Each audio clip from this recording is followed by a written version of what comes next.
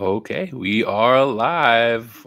Excited to have a guest on the first for the first time. You're the first guest on the live chats. No So way. That's so we're cool. really excited to have Bree Noble here. Do you want to do a quick little intro and tell everyone what you do and all the amazing things that you do for women in music?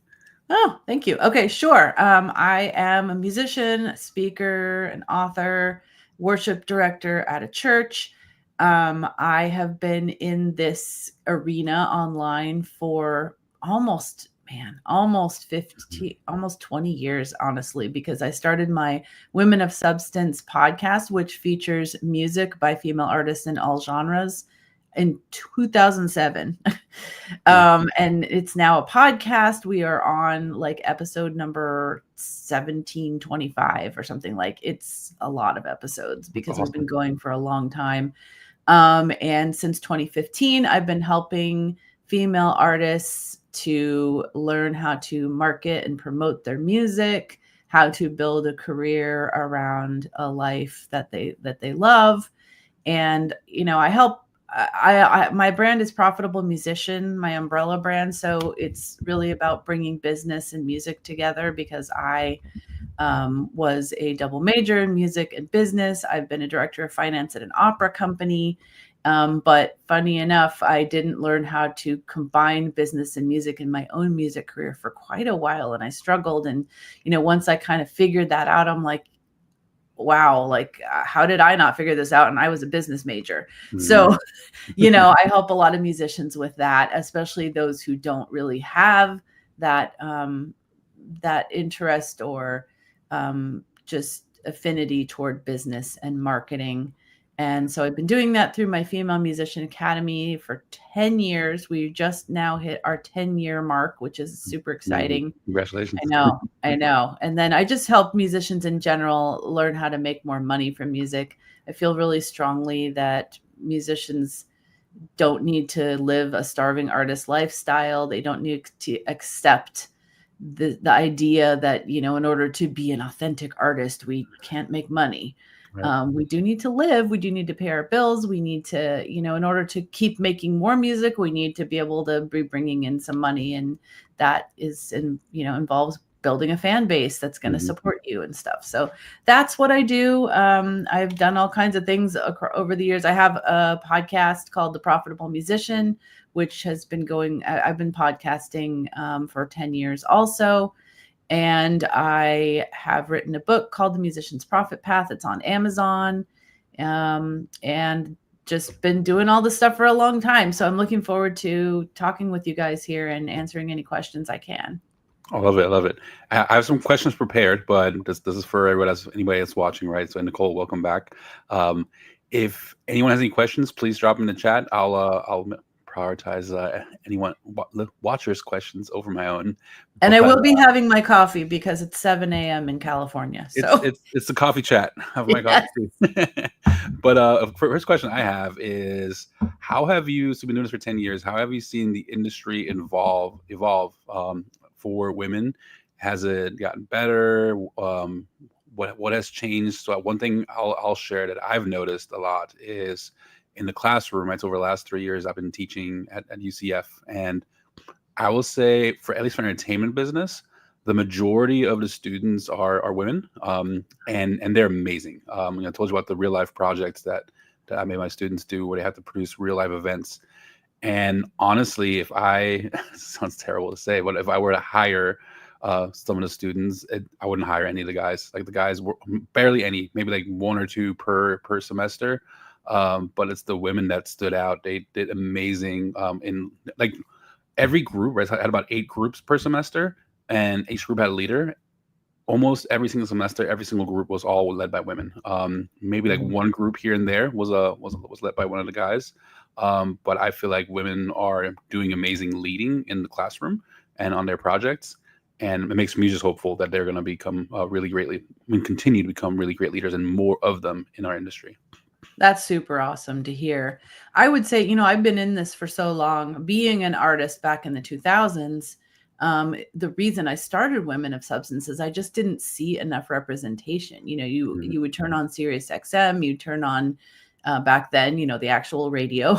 Yeah. And you just didn't hear enough women at all. Like the percentage was like 20% or less. Now I have seen this change a lot over the past, 18 years. It is, to me, there is so much more representation of women, and like I accept music for women of substance, and I see so many more. I'm flooded with amazing music, and I didn't see that back then. I saw some, and I highlighted all the female indie artists that I could, that I was, people submitted to me and they were really great, but the numbers are just so much more now. And that is so encouraging. Like, I feel like maybe I've been able to help over the years to really elevate women. There's a lot of other people out there that are doing the same. There's people that are specifically elevating women in the production space, in the live event space, in the live sound space, in the DJ space. Like, it's just so great to see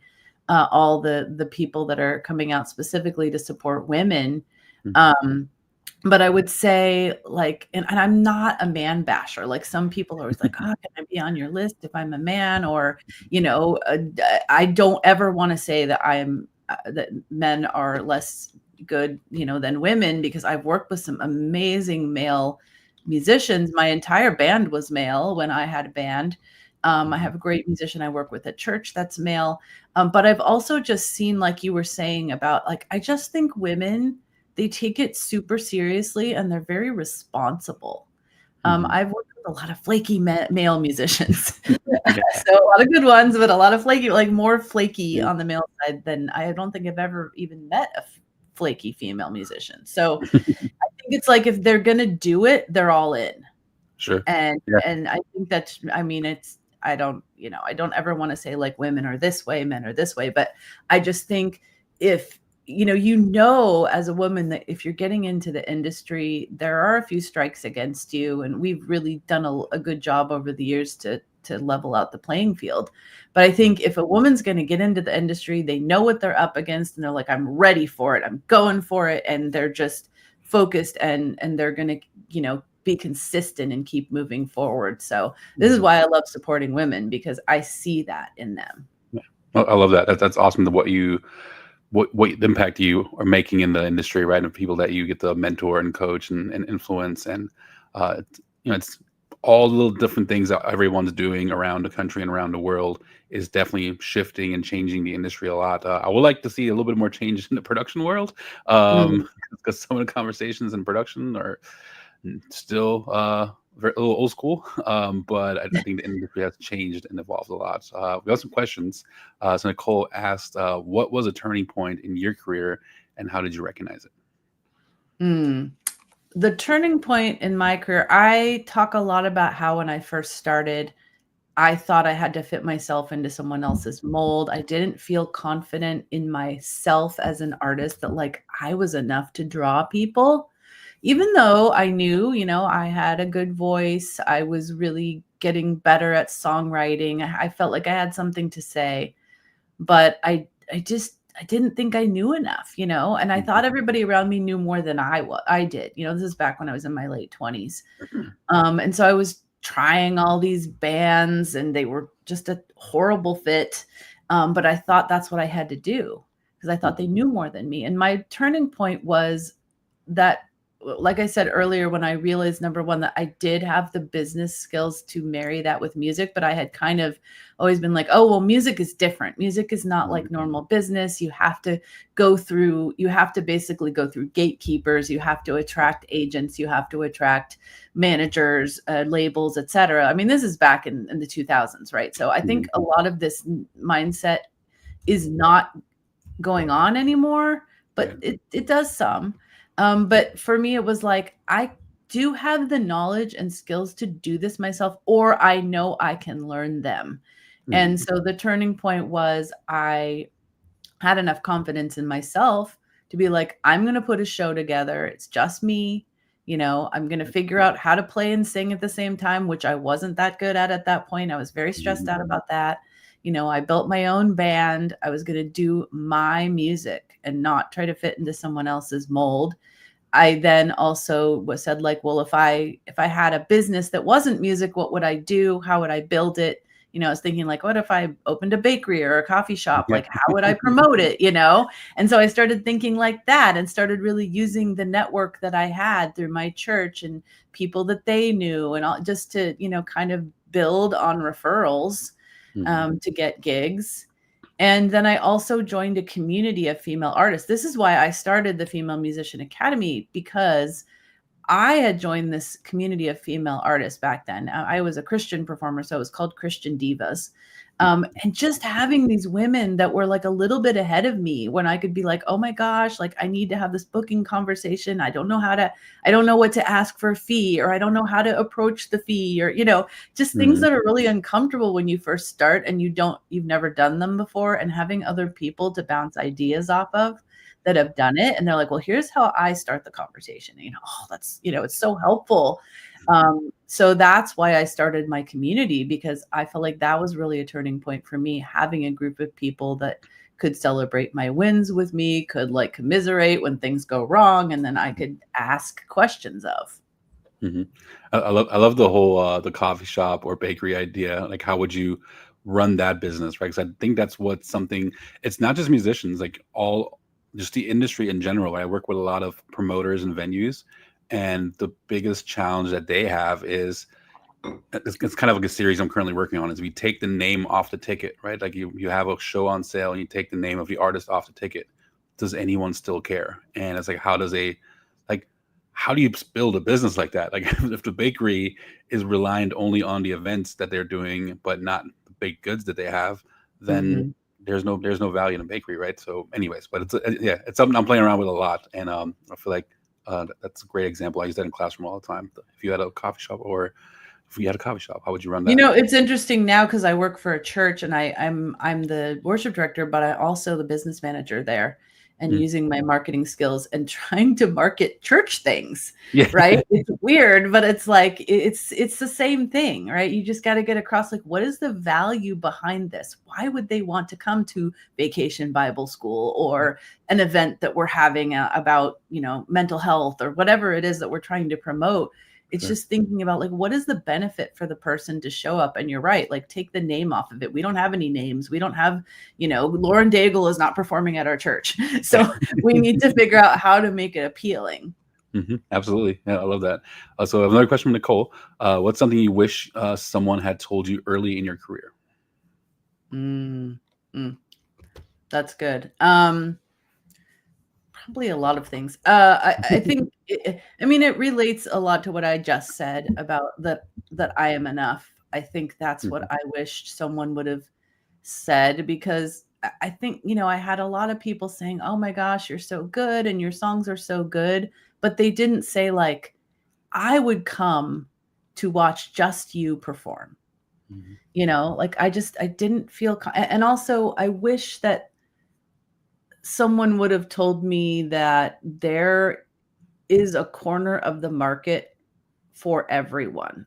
If you have enough talent, like I was like, I'm a Christian / singer-songwriter artist who was classically trained vocally and can also sing opera and musicals. It's like, I was like, no one wants that. But then I realized, it can be about more than musical genre. It's about your personality. It's about the way that you write, the kind of songs that you write, the message you're trying to get across. And for me, it became around kind of like, I did themed programs and I did a talk about my life in general and weaved my songs into it. And so I think that was another turning point for me, is I was like, it doesn't have to be like, hire me, Bree Noble, as a musician. It needs to be, this is the program that you can hire me for, and here's why people want to come to it. Again, taking the name out of it in a way, right? Like, I'm not a name, like I wasn't a name. And so I'd be like, but here's this program. You are my vision. Or, Gift Beneath the Star, my Christmas program, or, Love Songs for Valentine's show that I would do. Like, it was so much easier to get hired as that than Bree Noble, the musician. hmm I love that. It's kind of what we talked about in the beginning before we started recording, right? It's building a lifestyle around your music, and I feel like that's Mhm. what stands out the most. Like when I think about the artists that I've worked with over the years, and even currently, like some artists that we work with, we have the saying like they're so good and they're so talented, um and but for what so the saying that we have is for whatever reason, we can't get them arrested, right? It's just nobody's noticing. But then there's other artists that we've had the opportunity to work with that, music's subjective, but we felt like we're probably not as strong of songwriters and strong as songs, but they've built this lifestyle and culture around their music, and the amount of fans that they have is crazy to see. So I think that makes a big impact and a big difference. And seeing that you've done that a lot around you and your music, and having like themed nights and events, that's really cool to see. Yeah, I think personality is important. I mean, hmm I know musicians sometimes don't want to hear that. They're like, I just want to be known for my songs. Like like they don't want to talk between songs because they're like, my songs speak for themselves. Like, no, no, no, no. I mean, yes, they can, but you've got to draw them in first so they listen long enough for the song to speak for itself. Right. And so, I know, nowadays it's like social media and, we need to be a personality online.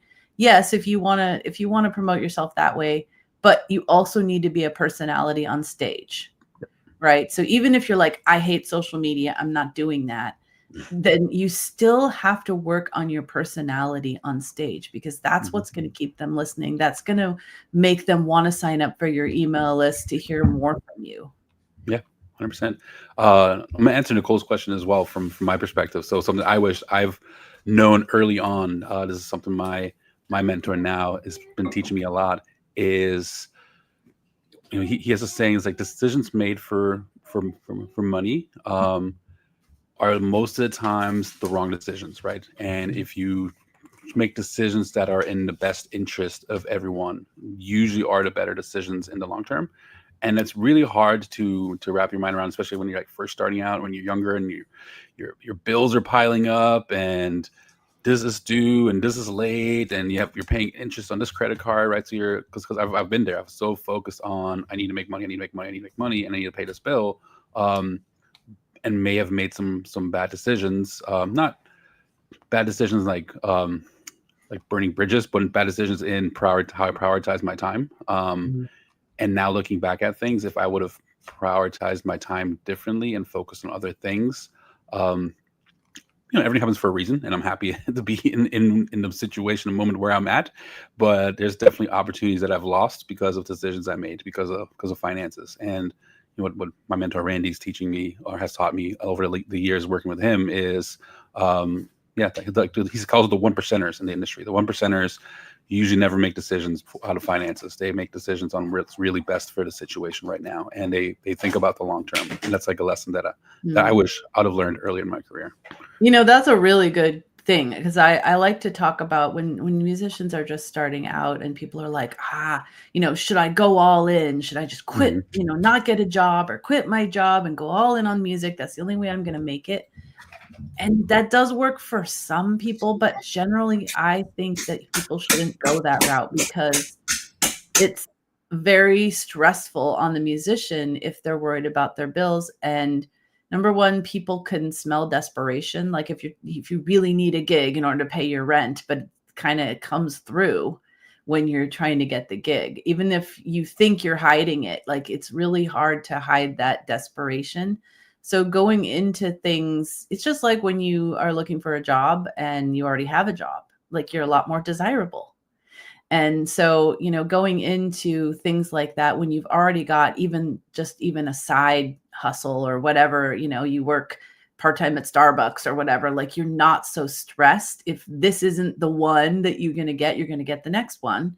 And so it just makes you actually more desirable to be that way. So I always encourage musicians, like, hey, don't make it like make or break. Have something on the side where you can make sure to be able to pay your bills, so you're not acting like a starving artist. Yeah, so true. Yeah. Another question from Nicole. What does real allyship look like for men in the industry?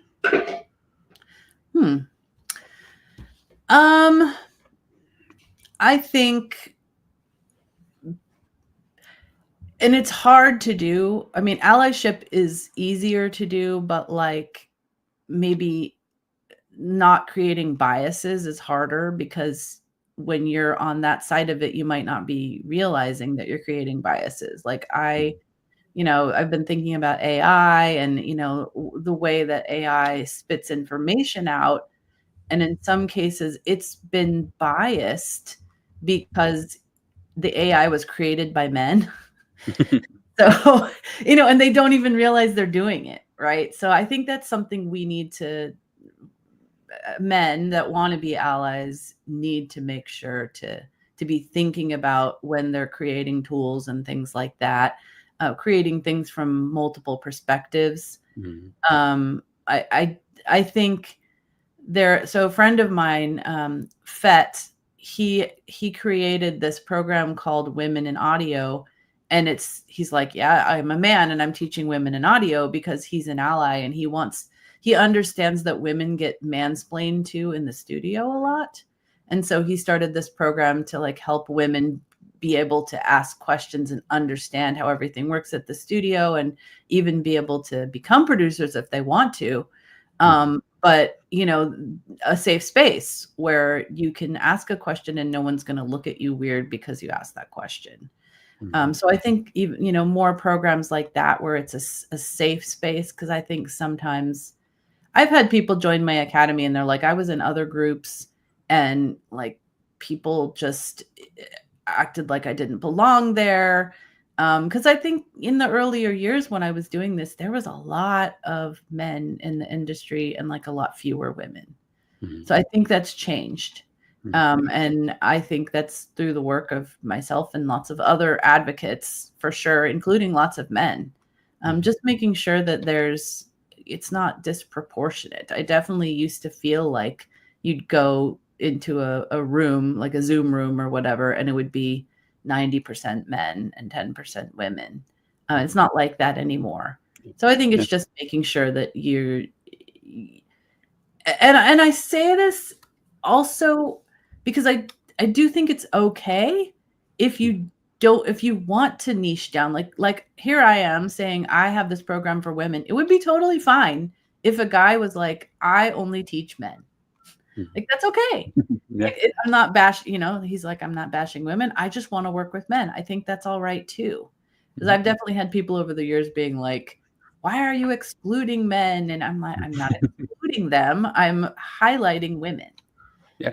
So I think another way to be an advocate is to be okay with that, to be okay with some things where it's like, we're about women. Like, we want to highlight them. We want to specifically speak to the things that they deal with. 100%. Yeah. I think having a niche group, right, where you're focusing, maybe it's either geared towards women or geared towards men, like either is fine. And it's, the group has a purpose and there's a reason it exists. And I mean, even like men need men's groups. Like, they need groups where they have a safe space to hopefully talk about stuff like guys don't ever talk about things, and they hold more stuff in. So I feel like a niche group for guys is totally acceptable, especially if it's working towards making them better as well, and making them better, like maybe having open conversations, like how to become more accepting for everyone in our industry. Two rules I always have, my rules in the classroom.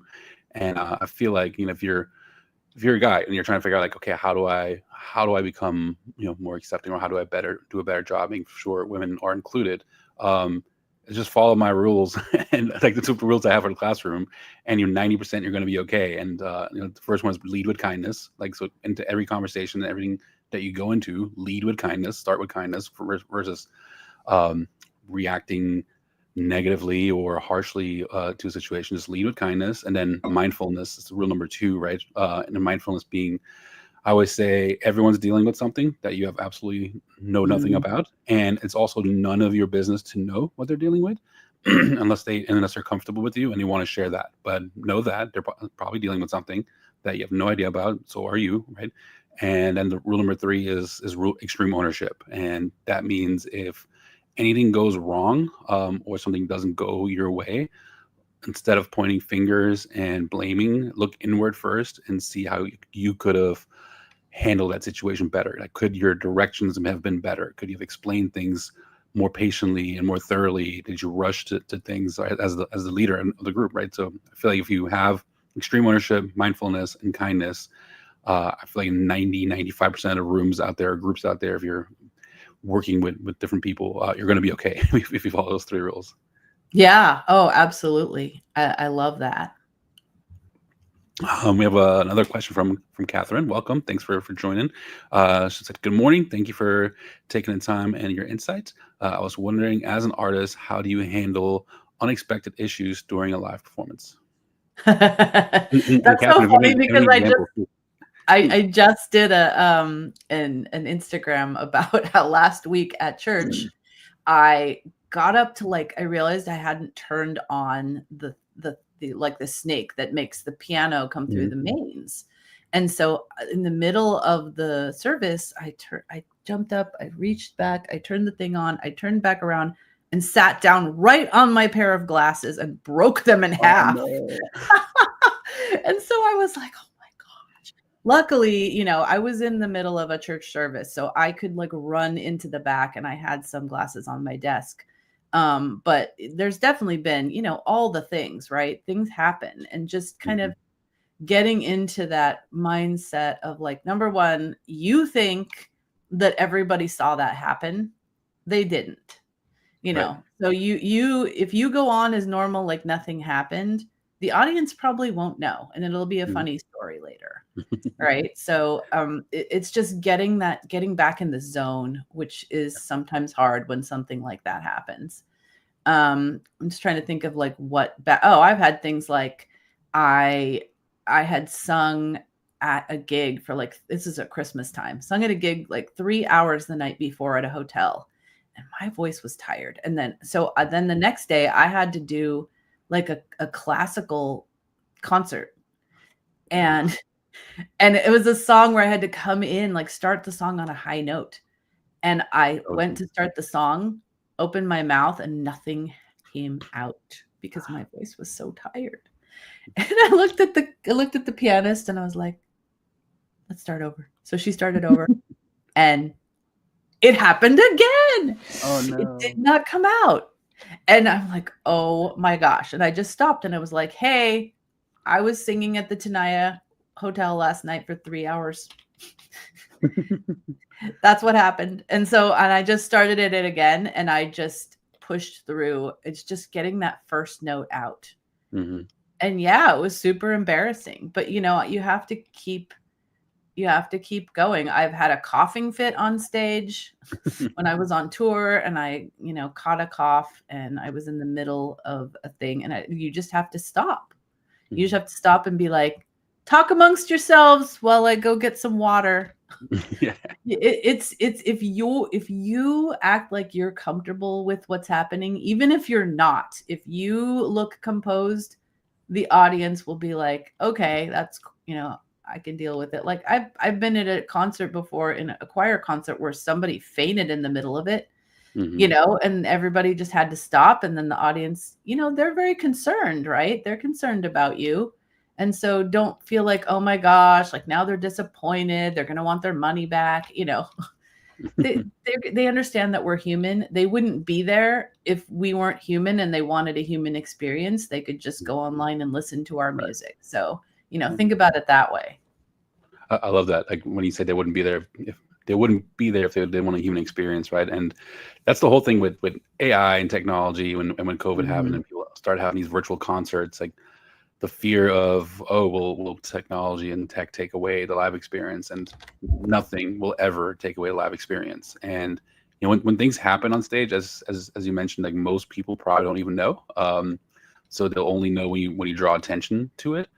And at the end of the day, that's what makes the live experience unique, right? That's what creates the stories and the moments and the memories, the things that we're gonna talk about. So hopefully it's not as embarrassing as you fell on stage and broke your hand or something. Has happened right until recently. but sometimes you can create a cool moment out of it. Like I've been to concerts where like their PA, like either the PA went out or like all the electricity went out in the middle of the show.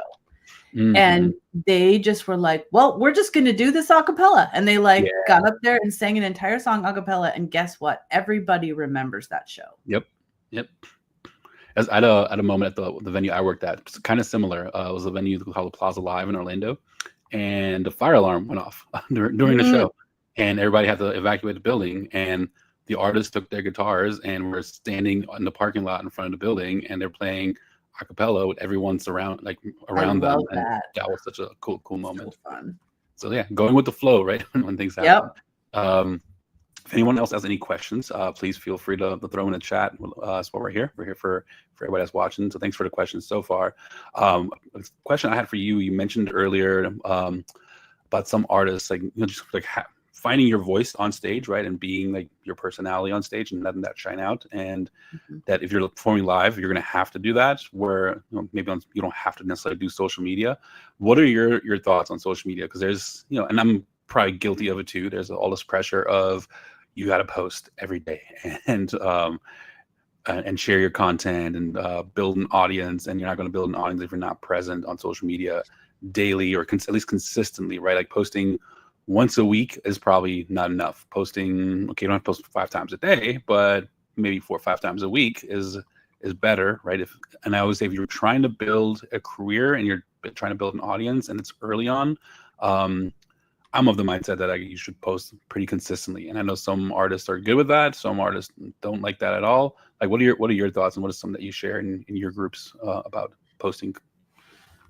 I do think if you can, you should post consistently. I post 5 days a week, Monday through Friday. But what helps me do that is I start with one bigger piece of content. So, I would say start with one thing. So say it's your fan newsletter, right? What are you going to write to your fans this week over email? And you choose a story about something that happened on stage or something that happened on tour or whatever, or an part of your origin story. And, you can use that in multiple ways. So you could write it to your people and then could take that and create a video from it, and maybe a few short videos. Or, if you do a podcast like me, I start with a podcast. This is kind of how I flow with the social media. I start with a podcast that I record on video. And then I take that video and I chop it up and I use it on social media. I also take that concept that I'm talking about in the podcast, or one of them, and I spin that out into my newsletter for the week, and maybe go deeper on one of the subjects, or just am using a lot of the points that I made in the podcast, because I know some people won't listen, they want to read, or they won't watch. And then, with the social media, well, some people don't have the long enough attention span to watch or listen to the whole podcast. So at least I can get a few important points across by dividing it up into some videos. And you can make a whole world of content every week just from one idea, but start with the one. If you're feeling like I got to be over here and I got to do this over here, and that's so overwhelming that you won't do anything. Sure. Have you noticed the strategy a lot of artists are using these days? I mean, it's working. It's the whole sound campaign things where they're posting the same song or different versions of the same song every single day for weeks and months. Have you noticed that? Do any of your musicians do that? And what are your thoughts about that? I think, I attract a lot of older musicians, so I don't think they have not the patience, but they don't want to do it that way. I think that's a very, it's a very popular strategy nowadays with trying to like really flood the market with a release, and there's absolutely nothing wrong with it. Right. But I think it can, if I were seeing the same thing every single day from an artist, I might get a little annoyed. So I'm not sure I would like it as a consumer. But I think I would probably not do it every day, and I would definitely take different angles on it. I don't think there's anything wrong with it at all. I kind of love the whole trend where people were building a song over time. I thought that was kind of fun. It's like, here's the chorus, here's the verse, and it just gets people like excited for when it actually comes out. That's great. Yeah, I love that too. And my wife, when I show her those musicians that do that, she's like, I would get so annoyed as a consumer. Like I would just shut off. Like if I scroll through your feed and it's the same song in every post, like I'm shutting up. I think the idea is that they're not scrolling through their feed, right? They're getting it served to them on the For You page or something, and so they're not thinking, oh, they're gonna see all of these posts in a row, So I see why they're doing it, but if you really get interested and excited about an artist, then you want to go look at their feed, and then that will happen, and you're like, oh my gosh, do you do anything but this one song? Yeah. And you're probably going to build followers if your song is good, right? And if you have followers, right, it's the whole customer journey thing, or a funnel. It's like, if you're only showing the thing that created awareness, like you're not really educating them about, like, you're not going to the next stage of the funnel or the journey. Like you're not really showing them more about you, right? There's an artist that I work with, and I mean, the strategy worked for her. She posted the same song every single day, and her Spotify monthly listeners doubled. Like, I mean, from like, not from 1 to 2,000, it went from 20 to 40,000. Wow. But then it started going backwards. And I told her, you should switch it up more. Like, promote some of your other songs, give people more of a look in your catalog, and also start doing some live acoustic stuff. And as it started going backwards, and then she finally listened after a while, and she switched it up, and now her numbers are back up, and they passed the previous number because she started switching up the sound and content. She's still promoting the same song most of the time, but not all the time. There's a little more variety in it, and I guess a little bit more of a personality behind it now because of the variety. Yeah, you don't want to be like totally one note, for sure.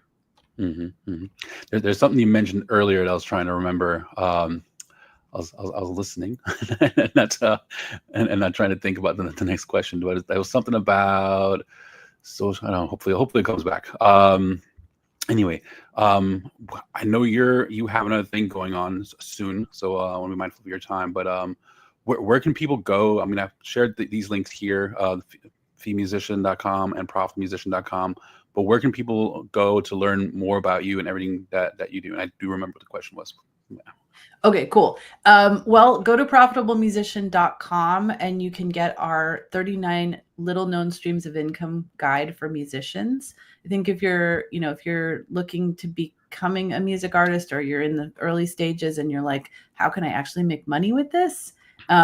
This is 39 possible ways, right? I don't want you to do all of them, but it's going to get you going on ideas of what you could actually do, or what's going to fit right with your personality, your lifestyle, all of that. So you can grab that right at profitablemusician.com. And also our podcast is there as well. So if you want to go deeper on a lot of different subjects, we have a lot of podcast episodes there that you can listen to.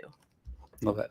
And then, as I mentioned, with customer journeys, right? And like building a deep relationship with your customers, you mentioned newsletters, and it sounds like you don't do it I did this experiment. I thought I was going to destroy my email, and it's pretty sad at how I did not destroy my emails. What I did is I went to the top 100 artists on Billboard, and I subscribed to all their newsletters. And I was like, okay, my email inbox is now going to explode, and I'm gonna have spam forever. Out of the 100, only 11 sent an email back immediately acknowledging that I subscribed. And then out of those, almost all of them were an immediate call to action, right? Like no value, no like relationship building, like buy this merch, buy this, buy that. And it sounds like what you're doing is you're doing some storytelling in your newsletters, and building a relationship with your audience. Can you tell me a little bit more about your newsletters and what your whole how you build connection with your fans through your newsletters? Totally. Yes. So my Wednesday newsletter is the Profitable Musician newsletter. So it's usually around, ways that you can make money as a musician, but like you said, storytelling, like let's talk about not just like this tactic, right? Like, This is why this works. This is the mindset you need to get in to make it work. This is how I did it, like stuff like that. And then I have a Friday newsletter called Femme Friday, which is very female focused and really focusing on stories from my own career or artists that I've worked with. and a lot of mindset, a lot of, dealing with fears and doubts and overcoming feelings of rejection and things like that we deal with, because it's not just about the tactics. So yeah, I love storytelling. I'm very big on storytelling. I try to do that all as much as I can, because I think that's what builds connection, and I teach artists to do that. And ironically, next month in the Female Musician Academy, our workshop is about the welcome email. So that's awesome. you were saying, like, I cannot believe that only 11 had one, and then most of them sucked. Like, to me, the welcome email is like, not only are you going to give them something of value, but you want to make that this is going to be the most opened email that you'll ever have with this person. Like, they just subscribed, they want to open it. And you want to take that opportunity to, like, really, dig in with them. Talk about, why are you a musician? Why do you feel strongly about making music? Really connect with them. Give them a piece of your story that they're going to, either find really interesting and unique, or they're going to see themselves in. It's that you either want to be so unique, or you want to mirror something back to them. It's like, oh yeah, I totally identify with that. And so that's what we're doing actually in our workshop, is just crafting a really good welcome email, and then, going into even like several emails after that, just to build that relationship. Yeah. There's so much we could probably talk about with email in general, and just the opt-in. Also, what is the opt-in offer, right? Like, how do you get someone to even want to subscribe? The basic thing that anyone can do is, if you want to be the first to know about new tour dates and all that, sign up. I think that's the basic cookie cutter version. If you don't know what to do, at least start there. But an example that I like a lot is this band I follow called the Grey Havens, and they have a texting and email list.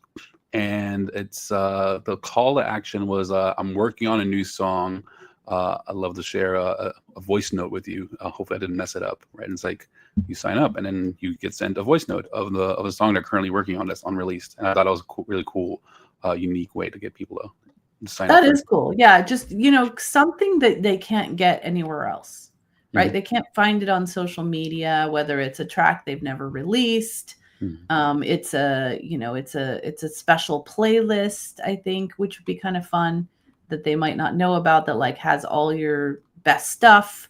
Or, back in the day, it used to be, oh, here, download this EP of like one song from each of my, albums. But like now it's more like a playlist, I think works really well. Or a video that's not released, or like, some concert footage that you can't find anywhere else, like something that's unique and that they can't find anywhere else, that's going to make them feel special. 100%. I love that. So last question I have for you is if a young woman in college came to you today and said, I want a music career that actually fits my life, what questions would you ask her to help shape her journey forward? That's a really good question. I think,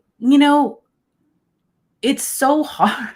It's so hard to ask those questions when people are in their 20s, because they don't have enough experience to know what they want. I think that was my problem. I had this idea of what I wanted. I wanted fame. I wanted this. I wanted that. And I wanted it so bad. And then after life happens for a while, you realize, I don't even think I really wanted that, but I thought I did. So I think it's hard to ask the right questions when people are coming out of college, because they don't know what they don't know yet. They haven't lived enough life. But I think just having them really look at like what kind of a lifestyle they want. Do they want to travel? Do they want to, are they more introverted? Are they more extroverted? What could they see themselves doing besides music that they might be able to work into their music career? Do they like teaching? Do they like, or what are they willing to try, honestly? Because when you don't have a lot of experience, you got to try stuff to see if you like it. I always was convinced I was never going to be a teacher. I didn't want to be a teacher.